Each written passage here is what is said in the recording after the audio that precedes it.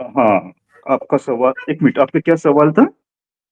दोहराई सर दीजिए। नव्यान किस रूप में पारंपरिक बौद्ध पंथों से अलग है?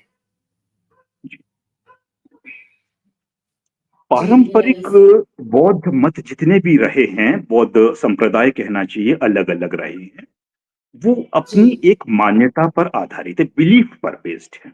बिलीफ सिस्टम कि हमारी ये मान्यता है, हमारी ये परंपरा है, हमारे गुरु ने हमको ये कहा है, हमारे धर्म ग्रंथ में ये लिखा गया है।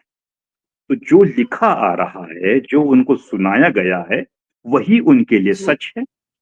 अपने दिमाग का इस्तेमाल नहीं कर सकते हैं। अगर कोई चुनौती नहीं आ रही है, उसके हिसाब से हमको क्या निर्णय लेना है, वो लेने के लिए स्वतंत्र नहीं है, वो वापिस वहीं जाएंगे। तो ये सबसे बड़ा अंतर होता है।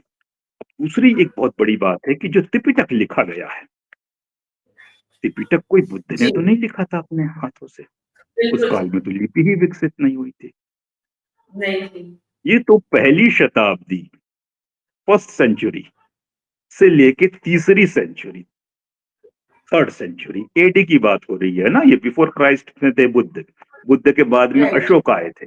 अशोक के काल तक जी, कुछ नहीं लिखा गया।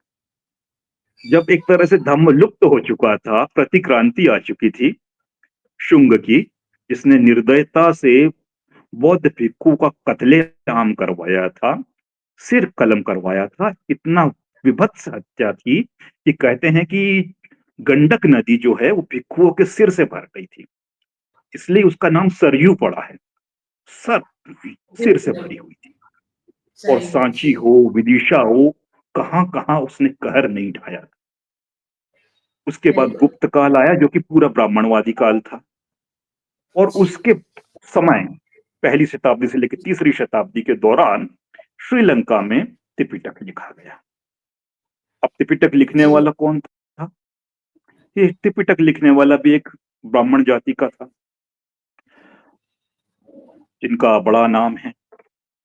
अब इन महोदय की ये विशेषता थी कि इन्होंने क्या किया कि दुनिया भर के, मतलब भारत से इधर उधर, जहां जहां से उनको मिल सकता था बुद्ध वचन, उसको इकट्ठा किया। जी, ऐसा नहीं कि बुद्ध वचन लिखे नहीं गए थे, कई जगह थोड़ा बहुत लिखा गया था। सम्राट अशोक ने पत्थरों पे बुद्ध के वचनों को, ग्रंथों को भी उकेरा है। मौनी ये जी, सुत्तर बिल्कुल। राजस्थान में जाके देखेंगे, भाबरू में, तो आपको मिलेंगे। पत्थरों पे कई जगह लिखे गए थे, लेकिन बहुत जी, व्यवस्थित तरीके से किताब की शक्ल में नहीं लिखे गए थे। तो उन्होंने पूरे देश भर में इधर उधर से इकट्ठा किया डेटा। बड़ी अच्छी बात है कि भाई अगर किसी को लिखना है तो हर प्रांत, हर क्षेत्र से डेटा इकट्ठा करना चाहिए और उसके बाद उसका संपादन करना चाहिए। और राइट। सारा जब डेटा इकट्ठा हो गया, वो उसका संपादन जी, करने के लिए बैठे। अब जब संपादन करने के लिए बैठे, तो जब उन्होंने सारी चीजें लिख ली, तो उसके बाद क्या होना चाहिए था कि जितना डेटा उन्होंने इकट्ठा किया, इसको बड़ा संभाल के सहेज के रखना चाहिए। लेकिन उन्होंने क्या बिल्कुल। किया, उसका ढेर लगाया और उस पर आग लगवा दी, ताकि नामो निशान न बचे कि बुद्ध ने किस प्रांत में क्या कहा था, कहाँ के लोग किस चीज को बुद्ध वचन मान रहे हैं। और बुद्ध वचन जो जी, आज हम पढ़ रहे हैं, वो पूरा बुद्ध घोष का वचन है, जिसके संपादन में ये काम हुआ था। तो हम कैसे मान ले कि पाली त्रिपिटक जो है बुद्ध का वचन है?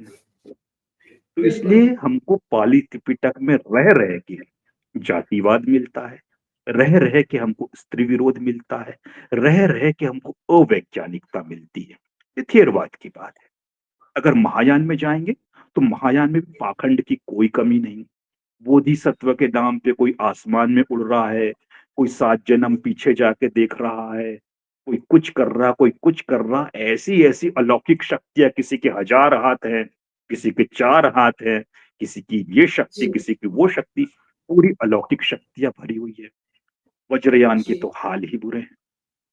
वज्रयान में ये हाल है कि बुद्ध का जो सिद्धांत था, आप जानते ही विश्व भारती जी, शील जी, बहुत महत्वपूर्ण शील। होता है। जी, बाबा साहब बिल्कुल। का शब्द है कि morality is essence of Buddhism. शील जो है वो बौद्ध धर्म का सार है। तिब्बत में जब बुद्धिज्म पहुंचा, तो शील का पूरा चीरहरण हो गया। शील हरण हो गया। वहां पे जी, बुद्ध की जी। ऐसी मूर्ति बनाई जाती है, अगर आप गूगल करेंगे तो आपको दिख जाएगी। आप कभी अगर आप चाहो तो अपने पॉडकास्ट में भी दर्शकों को वो मूर्ति दिखा सकते हैं। इसमें बुद्ध जी। निर्वस्त्र बैठे हुए हैं और उनके ऊपर एक निर्वस्त्र महिला बैठी हुई, दोनों तरफ पैर फैलाए हुए। मैंने देखा है सर, मैंने देखा है, मैंने देखा है। जी, जी, तो जिन्होंने बुद्ध तक को नहीं छोड़ा, जी, तो फिर आम लामा जो उनके होते होंगे क्या क्या नहीं हरकतें करते होंगे और करते हैं। जी, ये जी, सारा कुछ बुद्धिज्म के नाम पे। एक लामा यदि चाहे तो वो खुले आम बाजार में किसी भी लड़की जिस पे उसका दिल आ जाए, जिस भी उम्र की हो, विवाहित हो अविवाहित हो कोई फर्क नहीं पड़ता, बालिग हो नाबालिग हो कोई फर्क नहीं पड़ता, उसका दिल जिस पर आ जाए, खुले आम उससे पब्लिक प्लेस में संभोग करेगा। वो लड़की भी उसका हाथ जोड़ के, हाँ लामा जी मुझे तो आध्यात्मिक सुख दे दिया आपने, और आने जाने वाले लोग भी हाथ जोड़ जोड़ के जाएंगे। तो ये तो बुद्ध का दर्शन नहीं हो सकता, धम्म नहीं हो सकता। बिल्कुल, बिल्कुल नहीं हो तो सकता। इस तरह से बिल्कुल नहीं। हर ज्ञान में, आप पारंपरिक ज्ञान में देखोगे, इतनी बुराई है, इतना स्त्री द्वेष, इतना जातिवाद, कि लगता है कि हिंदू धर्म इससे बेहतर है। एक उदाहरण देना चाहूंगा। हिंदू धर्म में हम बचपन से जी, सुनते आ रहे हैं कि पुनर्जन्म होता है। अगर आज आप अछूत के रूप में पैदा हुए हो तो ये पिछले जन्म के दुष्कर्म कर्मों का परिणाम है। बिल्कुल। शब्दशः ये बात बौद्ध धर्म ग्रंथ अभिधम्म पिटक कहता है। अभिधम्म पिटक का एक वर्जन, जो बर्मा म्यांमार के एक प्रकांड, मतलब छोटे मोटे नहीं, उच्चतम अवस्था प्राप्त किए हुए अश्विन जनकाभिविंश नाम के भिक्षु जब उसका विश्लेषण करते हैं, तो वो यही लिखते हैं कि जी, कोई व्यक्ति अगर स्त्री के रूप में पैदा हुआ है, अछूत के रूप में जी, पैदा हुआ है, गरीब के रूप में पैदा हुआ है, विकलांग के रूप में पैदा हुआ है, ट्रांसजेंडर के रूप में पैदा हुआ है, तो ये उसके पिछले जन्मों के दुष्कर्मों का फल है और उसको ये भोगना ही होगा। जी। एक, अब महायान ग्रंथ को देख लेते हैं, प्रावर्जनीय सूत्र, जिसको किसी नाग, क्या नाम है उनका,